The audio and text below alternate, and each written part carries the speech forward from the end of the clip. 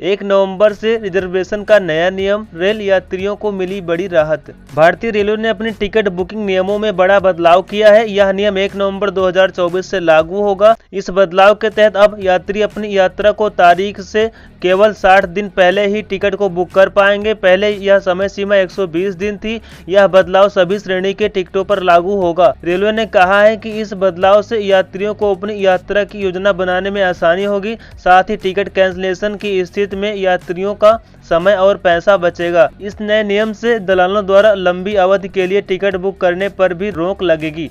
IRCTC का नया नियम और रिजर्वेशन नियम। IRCTC ने टिकट बुकिंग के नियमों में कई बदलाव किए हैं। आइए जानते हैं बदलाव को विस्तार से। अग्रिम आरक्षण नियम 60 दिन लागू होने की तिथि 1 नवंबर 2024। लागू होने वाली श्रेणी सभी श्रेणी एसी और नॉन एसी। पहले से बुकिंग टिकट पर कोई प्रभाव नहीं पड़ेगा। विदेशी पर्यटक के लिए नियम 365 दिन की समय सीमा जारी। दिन के समय की एक्सप्रेस ट्रेनों पर प्रभाव, कोई बदलाव नहीं। कैंसिलेशन नियम 60 दिन से अधिक की बुकिंग पर कैंसिलेशन की सुविधा। अग्रिम आरक्षण अवधि में कटौती। नए नियम के तहत अब यात्री अपनी यात्रा को तारीख के केवल 60 दिन पहले ही टिकट को बुक कर पाएंगे।